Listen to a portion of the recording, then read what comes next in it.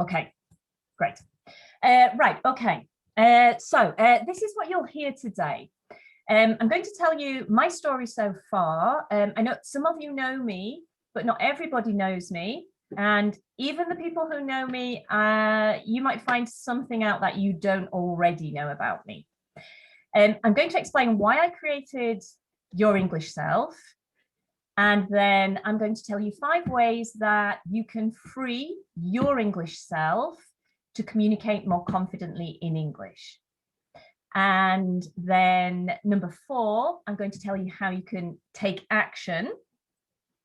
And at the very end, I've got a special offer for you, the webinar participants, to help you take action, which obviously is not obligatory, but it might be interesting if you can stay around until the end. So that's the order of the day. And let's get started with my story. First of all, the boring bits. Just if anybody doesn't know what I do or where I come from, I'm from the UK, and I graduated from Newcastle University in 1997, where I studied French, English, and social sciences. And then I did a postgraduate certificate in education in languages. And I started teaching in the UK, French, surprisingly, and also English. But French was my main subject at that time. Then I started my Spanish adventure. I moved to Spain to do a course in Barcelona to teach adults English. And then I started to teach children, adults all around the world in Spain, Portugal, Egypt, and Hong Kong until 2006, which is when I had my daughter, and life as I knew it stopped. For the better, of course. Then 2006 to present is the time that I've been teaching in a secondary school, teaching English as a foreign language. So I'm still doing that. I'm on sort of holidays at the moment, but that is also what I do apart from teaching online. And 2019, I did a neurolanguage coaching course, which is when I really started to have the idea for Your English Self, and things started to become a whole lot clearer for me. In 2020, I started teaching online as a language coach under Your English Self. I did used to be called Ace English, but I changed my name because, well, you'll find out why I changed my name. So those are the boring bits. Now, just a few random details so you can get to know me better. And I'm going to tell you 3 things that I love, 2 things that I'm trying to do at the moment, and 1 thing that I have discovered about myself. So 3 things I love. The first thing that I love is culture, traveling, and just exploring and discovering new cultures. Now, before I had my children, I could do this a lot more regularly. And my job as an English teacher, I was very lucky to be able to work and to travel. But since I've had my children, it's become a little bit more difficult. I do still travel, but a little bit closer to home. So that's 1 thing that I love. Another thing that some of you already know is that I love reading. And I know I've got this in common with some of you. Now, I have started reading a lot about the brain recently, although this picture doesn't represent all of the kinds of books that I like reading. I like reading classics. I like reading modern literature. But I do also love reading things related to my work. And another thing that I love is my pets. If anybody follows me on social media, you will have seen my pets before, I imagine. We've got Sunny, my dog, and Django, my cat.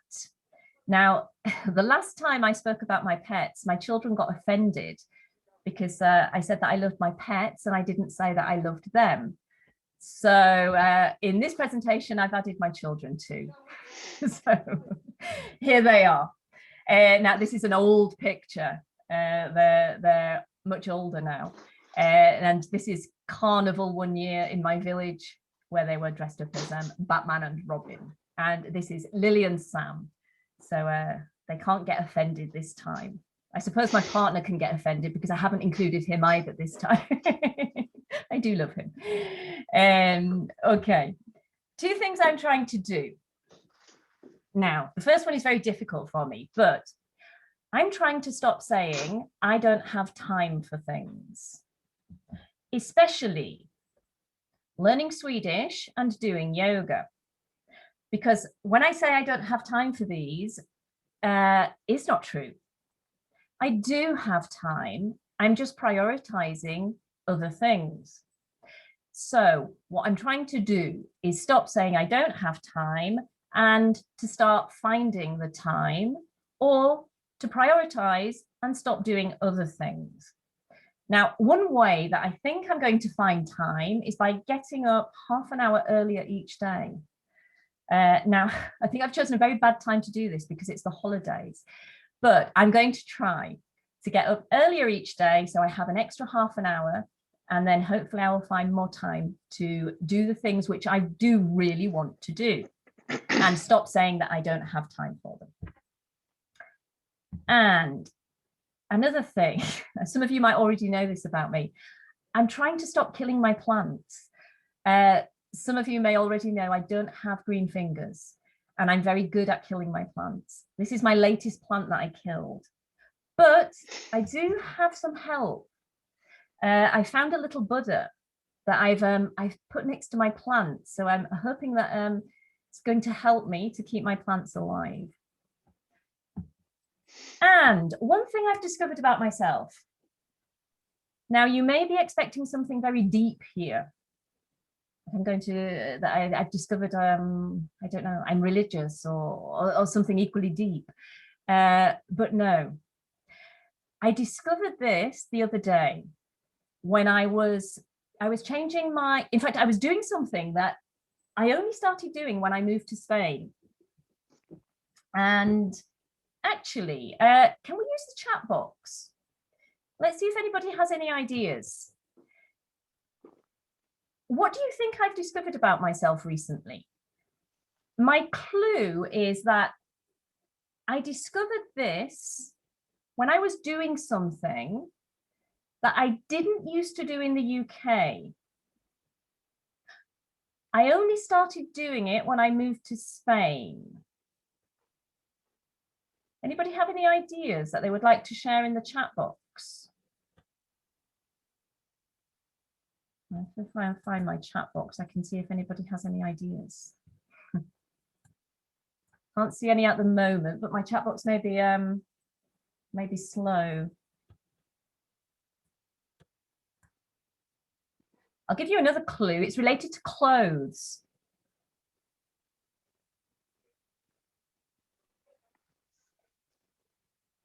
Oh, Danielle, let's see. Danielle said, maybe you're passionate about Spanish, cuisine, maybe Spanish cuisine, Danielle.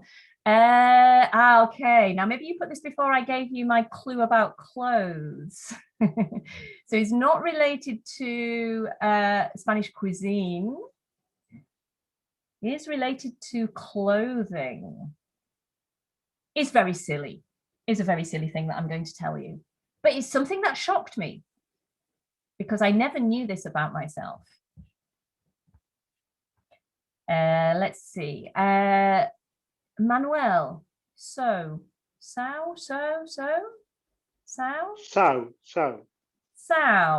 What do you mean, Manuel? Could you Coser. Ah, to sew. Aye, I discovered that I can sew. Now, Ines, it is related to the sun because the activity I was doing is related to the sun. It's quite difficult. I'm going to tell you. I'm going to tell you my answer. Whoops. Now, can you see the picture? What did I discover about myself? Now, I was quite shocked to discover when I was changing my, in the UK, we only have one wardrobe. I think Maria will agree with this. We don't need to change our summer wardrobe to our winter wardrobe or vice versa, because the weather is the same all year, virtually. But in Spain, we have a summer wardrobe and a winter wardrobe. Our warm clothing and our t-shirts, our shorts for the summer. So I was putting away all my winter clothing and taking out all my summer clothing when I started to count the number of t-shirts that had stripes on them, because I thought I seem to have a lot of t-shirts with stripes. And I counted a lot of t-shirts with stripes. In fact, I've got 23 t-shirts that are stripy. Now, I'm not sure if that's a subconscious obsession that I have with stripes. And if you notice, when I was counting them, I put them on my bed and I've got a stripy duvet cover. So maybe I have a subconscious obsession with stripes. So that's just something silly about myself. Okay, so people who didn't know me before and people who did know me before, I hope you've discovered something new about me. Okay, right, now we're going to get more serious. Why I created Your English Self. There. Now, I created your English Self because I got frustrated because I identified a problem that was happening. I saw happening again and again and again. I saw people investing time and money to learn English, but not getting results. And it started to frustrate me because it was happening time and time again. And what I didn't like was that they were blaming themselves and labeling themselves. And finally, they were giving up. I don't know if this has happened to anybody. Does this sound familiar to anybody? Feel free to put it in the chat box if you've done any of these things. Have you invested time or invested money, not got results, and blamed yourself? Some typical excuses which we're going to see relate to: I don't have the time, I don't have the talent. It's something that I was hearing again and again and again from different people. Manuel, could you just mute your microphone, please? I don't think it's muted. I can what? Mute. Can you just mute your microphone? I'll try. Okay. Okay. Don't worry. Okay. So Nina says, yeah. Nina, you've experienced some of this. Yeah. We'll talk about it a little bit more in the question and answer session at the end. But I think you're definitely not alone. This happens to a lot of people. And I was seeing it too often. Some of the things that I was hearing were, I'm no good at learning languages. I'm too old to learn a language. I'm not as good as my friend, my cousin, my sister. People will laugh at me. People won't understand me. I'll make mistakes. I haven't got time. Remember, this was my excuse for not learning Swedish. And number 8, there are many more things that people tell themselves, and in the end, stop learning a language because they believe these things. Can you put in the chat box? You can just put the number if any of these are familiar to you. Have you ever said any of these things to yourself in the past about learning a language or learning English? And number 8, if there's something which you recognize as a limiting belief, so something you tell yourself which is not necessarily true, but that you believe, that is not on my list, put it in the chat box. As I'm sure there are more, I mean, there are definitely more things that we tell ourselves that are not on my list. Let's see, so Nina says number 4 and number 5. People will laugh at me, people won't understand me. Yeah, Danielle agrees with you. Number 4, people will laugh at me. Kanina, number 6, I'll make mistakes. Yes, I know. I've heard that. Maria, 1, 2, 3, 4, 5, 6, and 7. Maria, well, okay. At least there's no number 8 there, Maria. All of them, says Ines as well. You agree with Maria? Okay, so yeah, so I think I have to say, obviously not related to learning English, but relating to the languages that I've learned or tried to learn, French and German. Now I'm learning Swedish, trying to learn Swedish. I sometimes tell myself things, you know, I told myself I haven't got time. It's not true. We'll look at that in a moment. Manuel, number 5, people won't understand me. Yeah, this is a common one, and it stops us speaking. It stops us trying, and sometimes we give up. We stop. Okay, so let's have a look at the next question. Where do these limiting beliefs come from? Where do they come from? Why do we have them? Okay, so in the chat box, feel free if you think you know, where do these beliefs come from? So if you tell yourself that people won't understand you, or you think people won't understand you, why do you think that? Did somebody say that to you? Is it because of a past experience? Is there a reason that you think these things, or that you have thought these things in the past? Nina, because I have my experience, so past experiences. Yeah, we're going to talk about that in a moment. It's very common that our past experiences influence our present and our future. Our brain. Yes, Manuel. Our brain is amazing. Our brain is an amazing thing, but we do need to learn to control it, which we're going to talk about. Maria, unrealistic expectations. Aye, fantastic. Yeah. Maria, are those expectations that you give yourself, or that you think other people expect from you? Because, you know, sometimes they're expectations that we put upon ourselves, but sometimes they're expectations from our teachers, from our family, from our friends. Danielle says, in my case, it's because of past experiences. Okay, yeah, like Nina. Perfectionism. Yeah, Maria, this is one that I have difficulty with. I struggle with perfectionism. I am getting better, because I'm getting better trying to help my students. It's also helping me. So this is a benefit for me. And Maria says, both, she supposes. Okay, both. So expectations from yourself and from other people. Yeah. Ines, in high school, I hated English because I couldn't learn anything. Yeah, Ines, I know. Sometimes the system doesn't help us to learn, and that's what we're trying to. Well, that's what I'm trying to change.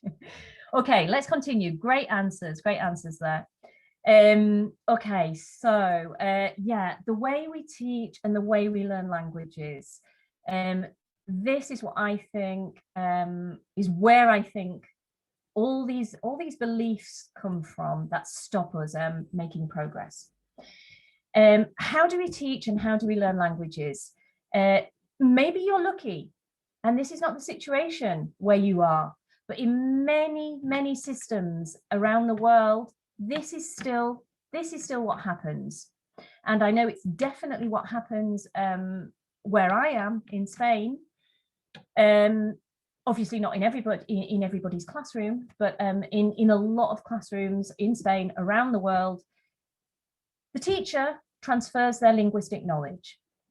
They tell the students about vocabulary, about grammar, about pronunciation. If you're lucky, they might play a game with you to make it more fun. But basically, the information they give you is about the language, vocabulary, grammar, and pronunciation. The students study it if they're good students. And then what happens? They regurgitate it. That means they, the knowledge that they have, they then bring out again, they recycle it, they recall it to do what is usually an exam. And then after the exam, they forget it. And this is what I see happening day after day around the world. And I don't think it's good enough. I think we're doing our students a disservice because there's a different way that we can learn, a way which makes more sense and gets results. So I don't know, in the chat box, is anybody agreeing with me? Put a yes if any of this makes sense to you, if you think, yeah, absolutely, I agree, I see this happening. Ines, you learned a little bit and changed your mind. Okay, that's great. Yeah, Anna's a great teacher. Maria says it's very common.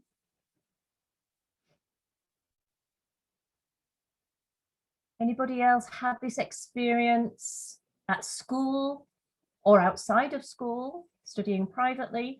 Nina, I agree, it's common.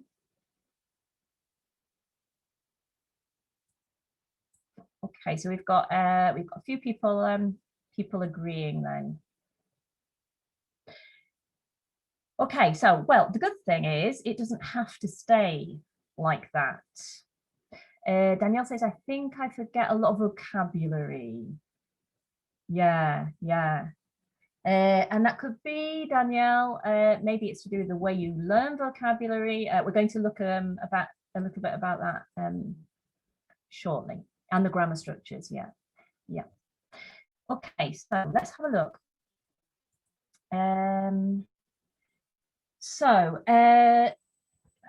Just go back then. So what happens is we forget. Okay, so we study, we regurgitate it, and we forget it. And then what happens next? When we forget it, we don't get results which last. We get immediate results. Maybe we pass our exam. Okay, so we get a result in the present, but in the future, the results disappear because we forget things. When we don't get results, the results don't last, we look for a solution. Some of the solutions that we find, maybe an app. There are lots of language learning apps on the market. I've used them myself. We may pay for more classes because we think maybe the solution is to do more classes and for the teacher to give us more information. Or we might buy some more books, which I've definitely done. And then we find that we still can't communicate confidently. So the app didn't work, or we paid for more classes, but it didn't work. We still can't communicate confidently, or we bought more books and it didn't work.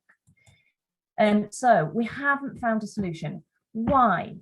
Why don't these things work?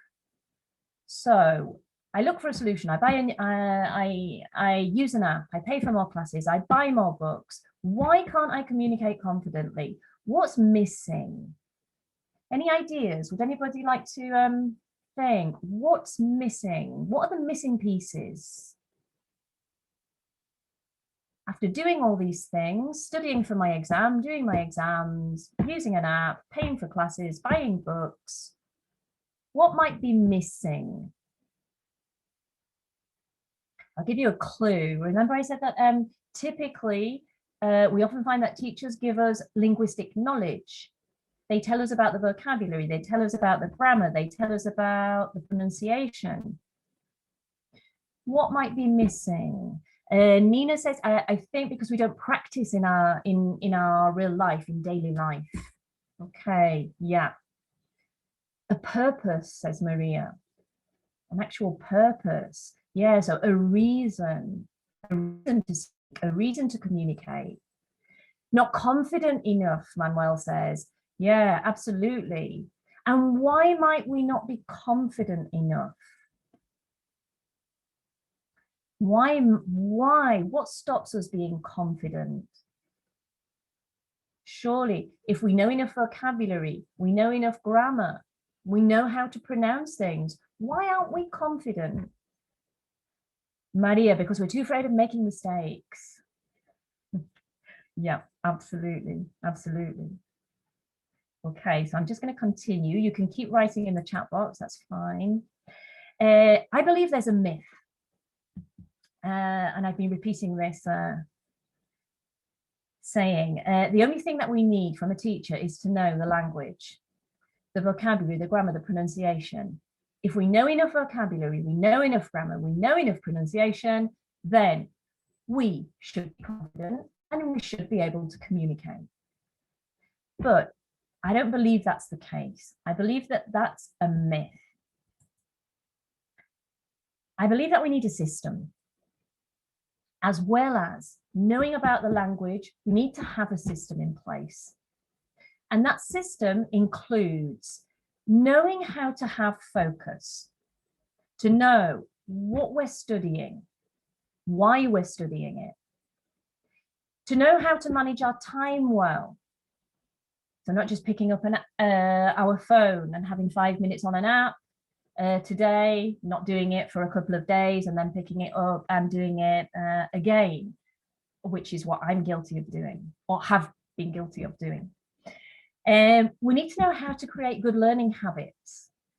Habits are super important in our life in all respects, not just learning a language, but they can really help us make progress to learn a language. Being disciplined and committed. If we have a system in place, it helps us to be more disciplined, to plan, to monitor, and to evaluate our progress, to get feedback, to get people's opinions, and to react to that feedback, and to stay motivated. I think that we need a system that includes all of these things. And if we include these things, and then include one more thing, which is to have the right mindset, then I think that we get success. I'm just going to read this quote and see what you think. So it says, a seemingly small thing that makes a big difference, mindset or attitude accounts for the primary distinction between those who succeed and those who do not. So I'll just rephrase that. People say that our attitude is what determines whether we succeed or we don't succeed, whether we get results or we don't get results. And if you are serious about achieving success in any area of your life, not just learning English, you must learn to master yours, your attitude, that is.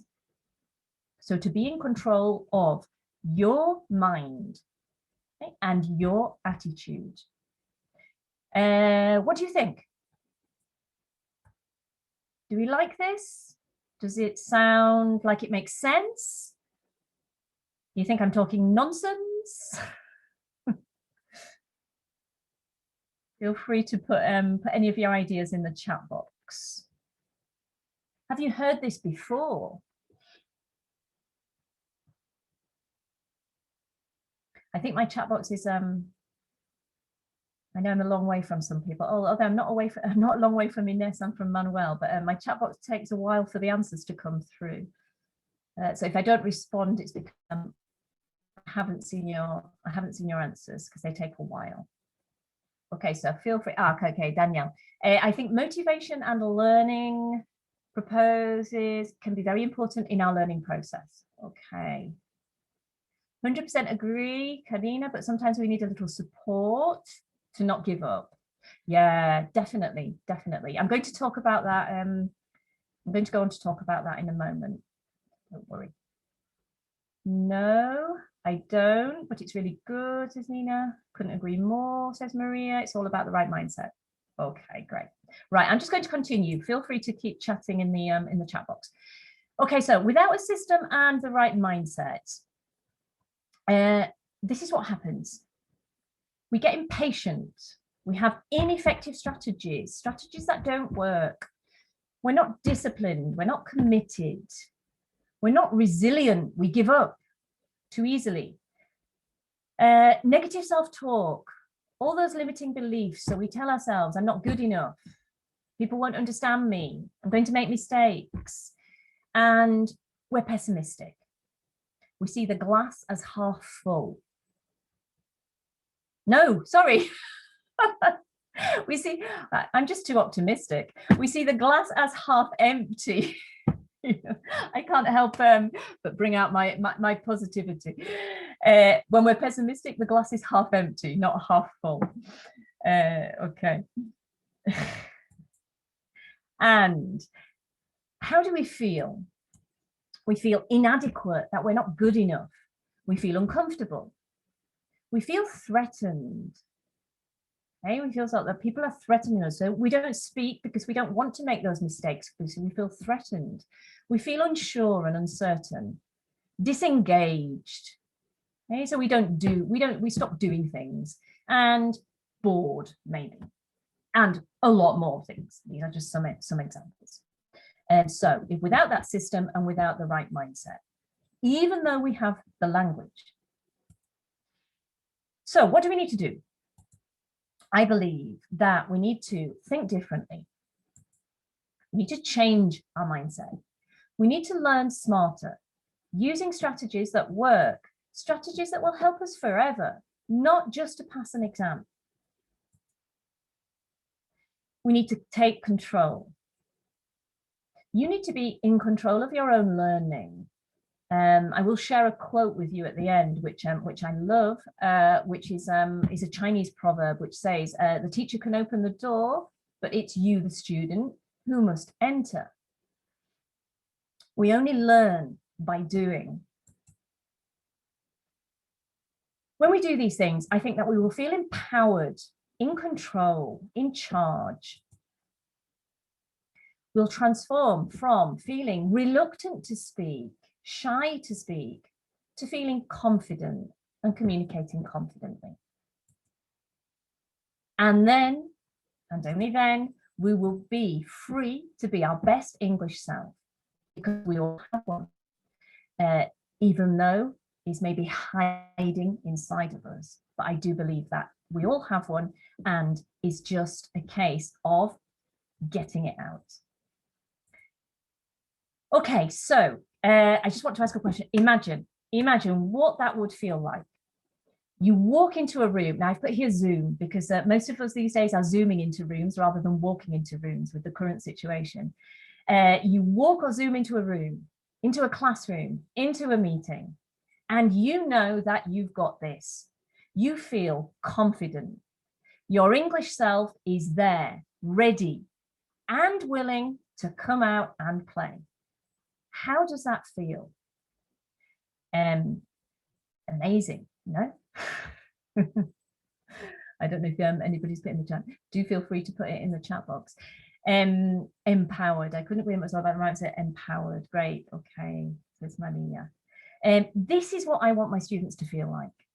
And that's why I created Your English Self.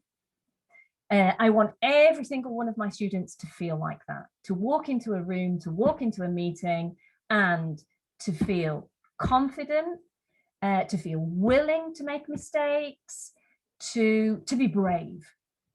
And that's really what pushes me on to do what I do. So, okay, now we're on to 5 ways that you can do this. Now, I'm not going to go into too much detail because we don't have time to go into very much detail, but you can get in touch with me after, and I'll give you various places that I am talking about these things if you want to continue discussing them. So the first one I've got is personal and relevant. Our learning needs to be personal and relevant. We need to start with why. Why are we learning English? Who is your English self? When you imagine your English self, where are you? What are you doing? Who are you with? And how do you feel? I'm going to give you an example to make this a bit clearer, hopefully. You need to have focus and direction. You need to know where you're going. Everything you do and learn should take you one step closer to that English self. All the materials, all the resources, all the conversations that you have should reflect your why you're learning English. Sorry, I'm just going to pause. I forgot to say that I'm going to send you a copy of these slides. So don't feel you need to write down quickly any information or you're missing information. I will send to your email a copy of all of this information, so you'll have that. Okay, sorry, I forgot to say that. Okay, now this is your example. I told you that I was learning Swedish, and this is my Swedish self. Please do forgive my drawing skills. Now, this is where I am. I'm in Sweden because the reason that I'm learning Swedish is to go to Sweden. Now, my first reason to learn Swedish was because I was in lockdown and I was bored, and my son suggested that we learn another language, so we started to learn Swedish. Then he went back to school and got bored, but I continued.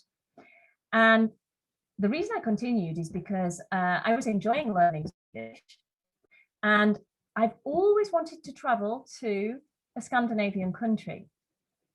So my why I'm learning Swedish is so that I can travel to Sweden and I can do these things. I can go sightseeing. I can go to a restaurant. I can have small talk, and I can go shopping. And who am I going to do all of this with? With Swedish people and with other people who are traveling in Sweden. How do I feel when I can go to Sweden and I can do all of these things in Swedish? I feel happy. I feel confident. I feel excited. I feel curious to learn more, and I feel brave. And knowing all of this, remembering all of this, helps me to feel motivated to learn Swedish. So that's my first recommendation. My first tip is that you do this. You think, why are you learning English? Where are you? Who is your English self? Where are you? What are you doing? Who are you with?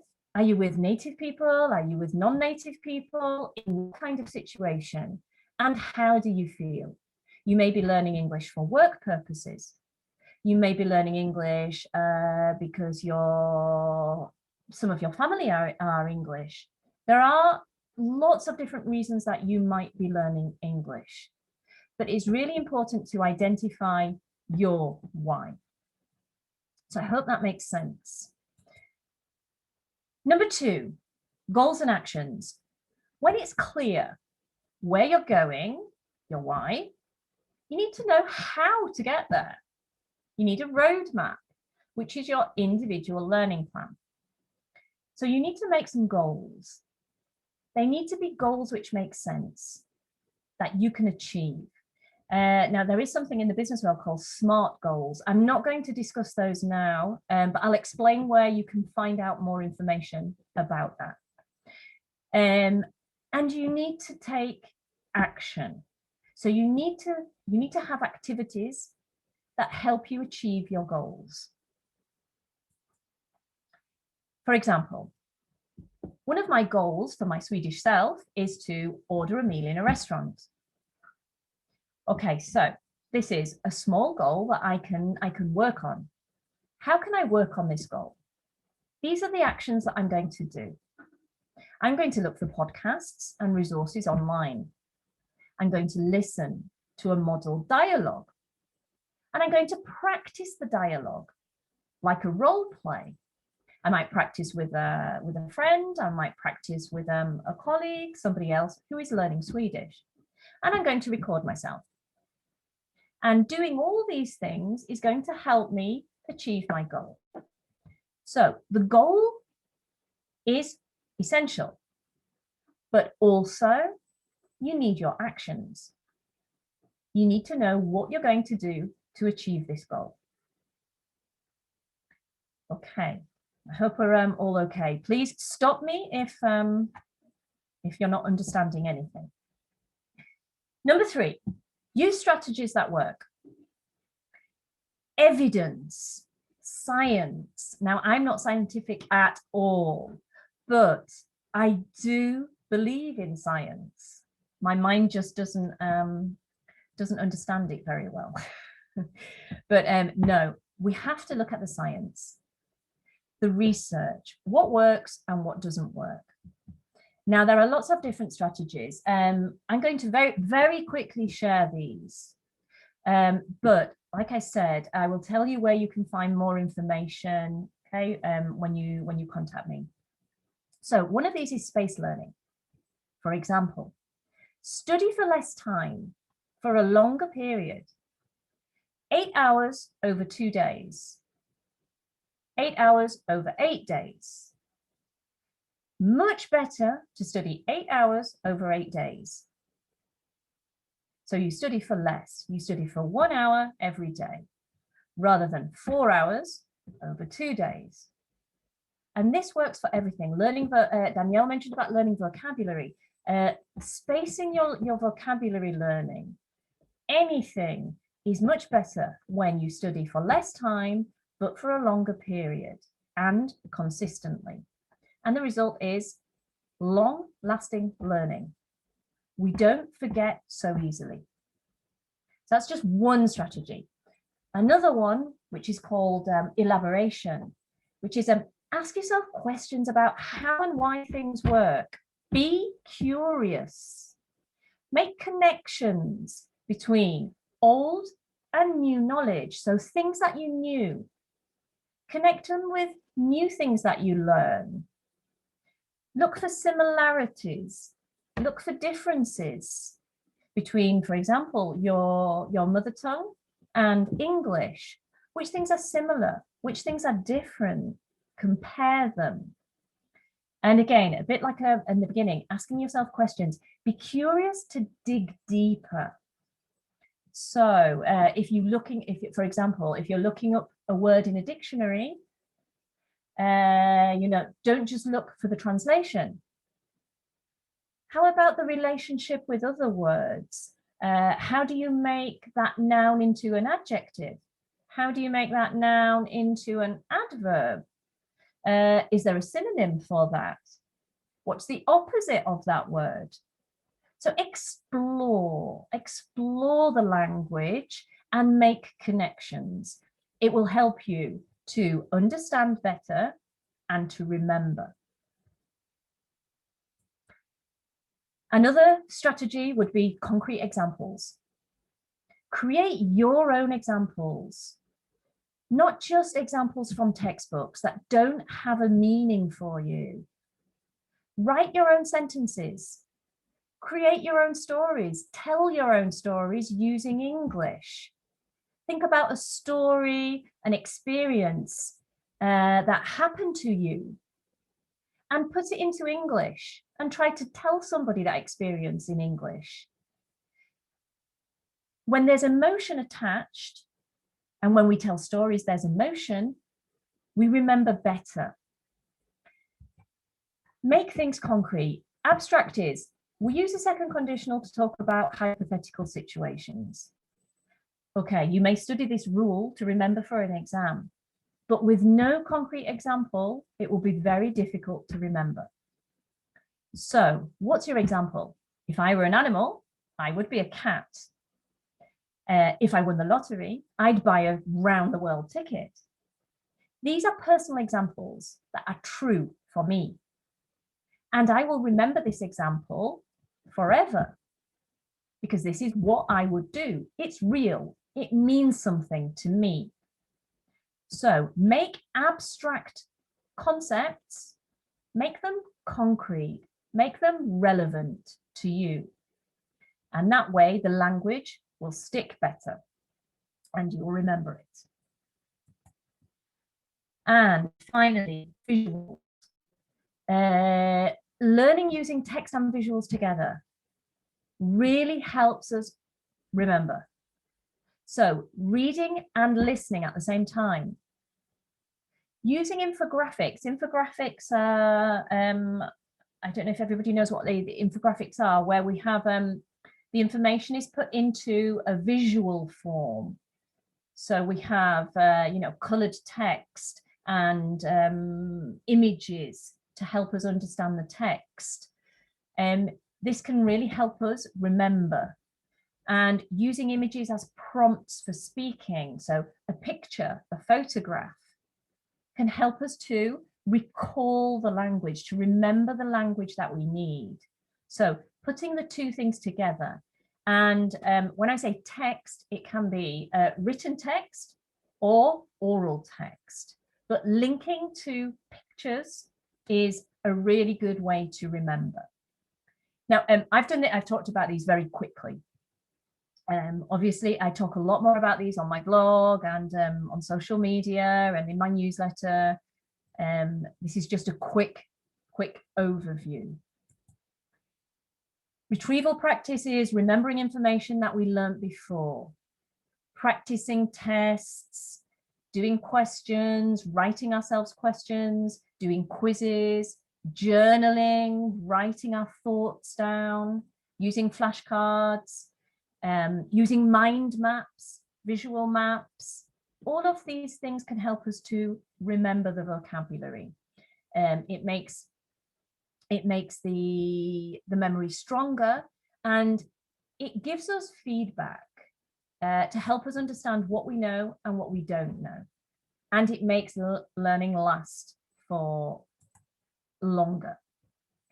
Danielle, sorry, will you share the recording and PowerPoint later? Yes, Danielle, yes. I'm going to send to your email a recording of the webinar and the presentation. Okay, the slides. So don't worry. Okay, you will receive everything. Okay, I realize it's a lot of information and I'm going quite fast, but you will receive everything in your email. Okay, number 4 is to get to know your brain. Now, you know, some people who know me know that I'm a bit obsessed with the brain. There's something called the ideal learning state. And this is when great learning happens, when our brain is in the right place. When our emotional brain is hijacks our rational brain, so our thinking brain. When our emotional brain takes control, then we become close to learning. And it's really important to learn to control our emotional brain. Now, I'm sure some of these may be familiar. Before in the chat box, some people said that they had bad learning memories, their past experiences. Sometimes when we have an obligation to learn, maybe at work, they tell us we must learn English. At school, our teachers tell us we must learn English. It's not a choice. Some people have a fear of learning a language. There's even a term called xenoglossophobia, which is a phobia, an actual phobia for learning a language. Feeling not good enough, feeling that it's too much, not in control, unsafe. All of these things are related to our emotional brain, not our rational thinking brain. Has anybody anybody felt any of these? Do feel free to put in the chat box. I'm going to give you a concrete example. Giving a presentation in English. What happens when we give a presentation in English? Whoops, wrong way. We feel nervous, is normal, is natural. When we feel nervous, our emotional brain wakes up. And our emotional brain is our reptilian brain. It's our brain that kept our ancestors alive. So when that bear appeared, when that tiger appeared, it was the emotional brain that reacted to ensure that our ancestors survived. Our emotional brain is important. We need our emotional brain to keep us safe. But sometimes our emotional brain detects danger when there is no danger. And it thinks it's a life-threatening situation.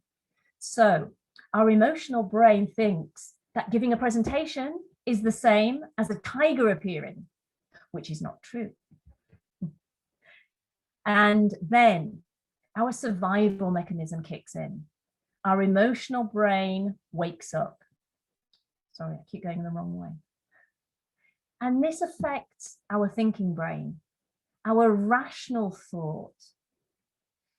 Our learning is affected because our memory is affected. And all our resources, everything that we need for learning, becomes limited because our emotional brain takes them away, because we prepare for fight or flight. We prepare to make sure we survive. And we become blocked and closed to learning because all our resources for learning have gone, or they're limited. And we think, because we feel nervous, we think we're in a dangerous situation, and our thinking brain stops functioning. So I hope that makes it clear. I hope that makes it clearer about why we become blocked to learning and why we need to control our emotional brain. So a calm brain is essential for learning to happen. In stress or fight or flight mode, we won't learn effectively. And we need to keep our brain calm and in an ideal learning state. So we need to look for ways to do that. And there are lots of ways. I don't have time to go through those now, but again, I talk about those a lot in my emails and on social media and in my blog. Number 5, the last one is community. So alone we are smart, together we're brilliant. I really, really believe this. Community gives us an opportunity for learning from and with others. It gives us a support network, and it gives us an opportunity to practice. And there are lots of ways that you can find your community for learning English. We'll have a quick look at those in a moment. So in summary, 5 things that you can do to help you speak confidently to free your English self. 1, make it personal and relevant.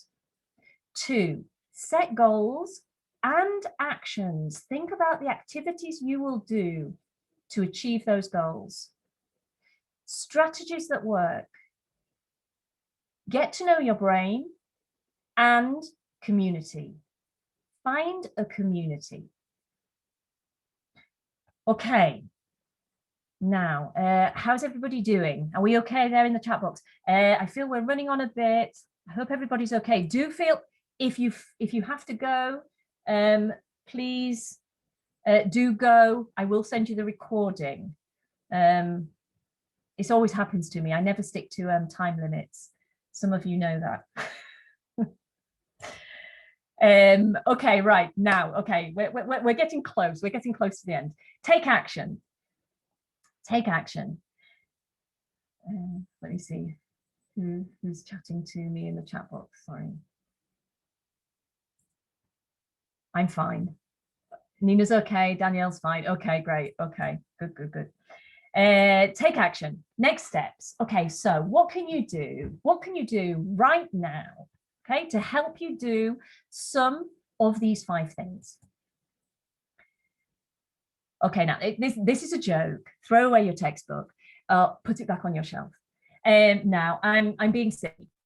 I don't think textbooks are inherently bad. I just think that we need to use them in moderation.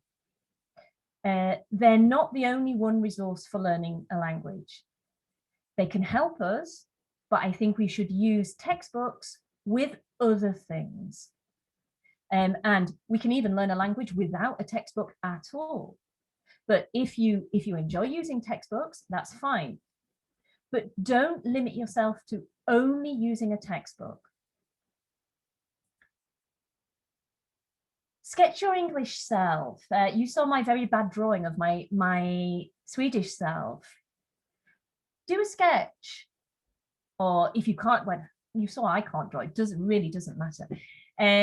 Your drawing skills are the least important. But answer those questions about your English self.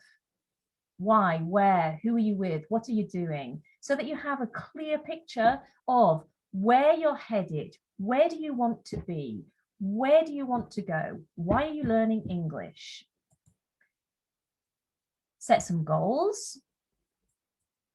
I gave you my example. Search for and make a list of materials and resources that are interesting to you, that make learning personal and relevant for you. The internet is an amazing resource. You've got everything that you could possibly need there. If you're interested in fishing, look for materials related to fishing in English. If you're interested in music, look for materials related to music in English. You've got everything you need on the internet. Choose one of the learning strategies that I talked about and actively try to use it. Okay, so go back and have a look at those learning strategies. Is there one that you think you could try and see how it goes? Read up about our amazing brain. Again, on the internet, you've got so many things. I can recommend people that you can read, articles that you can read. Again, on my blog, in our Facebook group, I'll talk about that in a moment. But read up about the brain, even if you read up about it in your mother tongue. But read up about what, how you can help yourself, how you can help to control your brain. That emotional brain. If you need a bit more help, read my emails, read my blog posts. I talk about all these things there.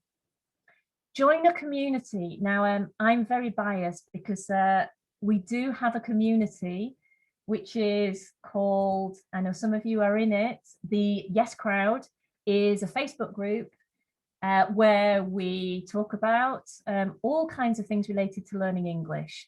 So if you don't have a community, you don't have people you can talk to, you can share, you can learn from, go and find one.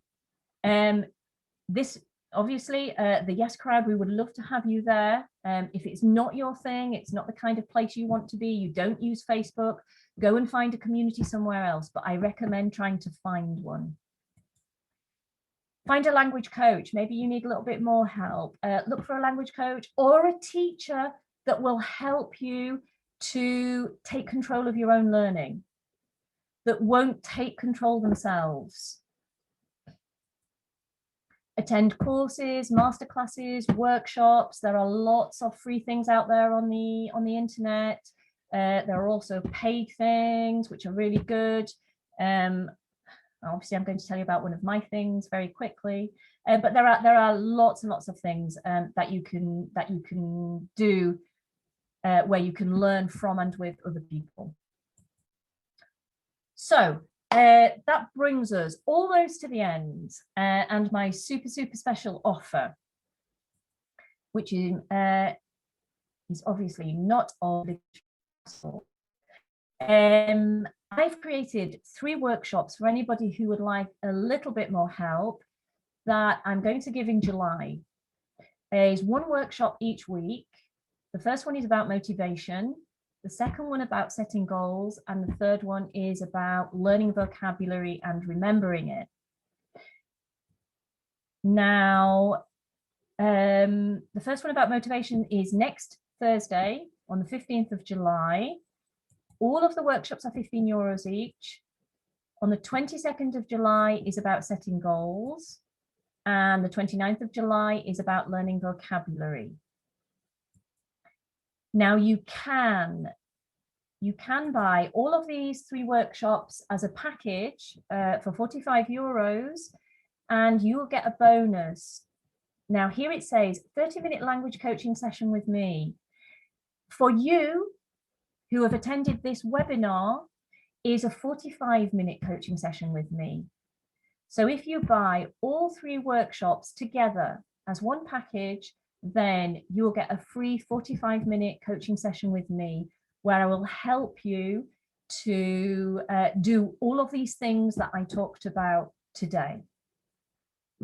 And I will share the link with that in a moment. Again, lots of ways you can contact me.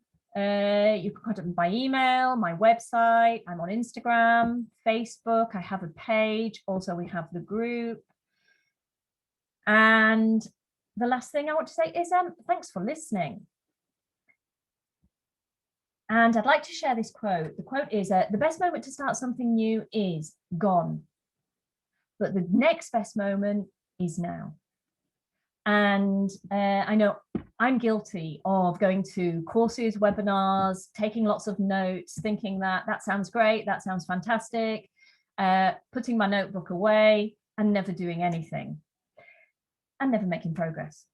So I really recommend that you take, even if it's just one thing that you take from this webinar, put it into action and do it and see what happens.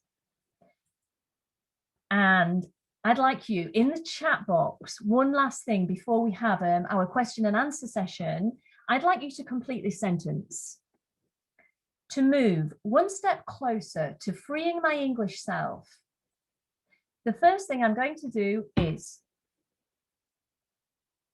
So let's see, who's going to be brave and finish this sentence? Open my chat box. Let me see. Danielle, in US dollars. Danielle, no, I'm not sure, but I can work it out. Okay, we can chat after, Danielle. Okay, I'll have a look at that after. Thank you very much, Nina, for amazing meeting. Thank you, Nina. Okay, let's see. Who's going to finish my sentence? What are you going to do? One thing that you can take action and you can see progress. Again, I think my chat box is on delay.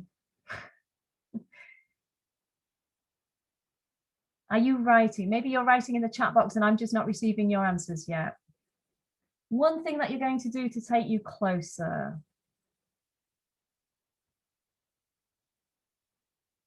Take action to improve my possibilities. Okay, that's great, Nina. What's one thing you're going to do? Don't give up, says Daniel. Okay, great. Don't give up. Fantastic. Definitely not. You mustn't give up.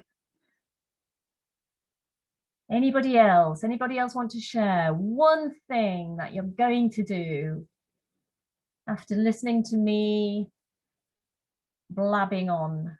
Karina, to change my mind and define a clear goal step by step. And don't be shy. Fantastic, Karina. Yeah, goals are everything. And the steps even more so.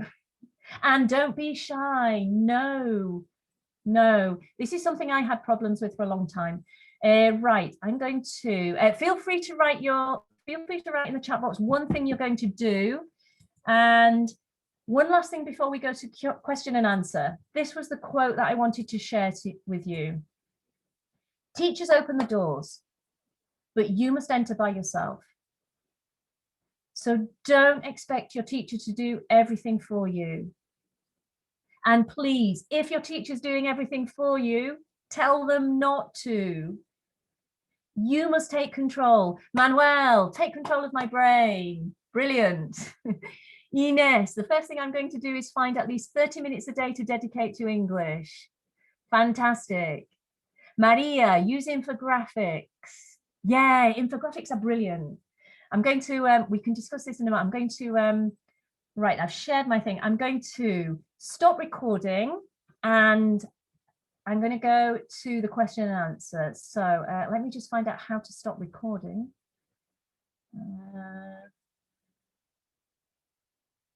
Okay, stop recording.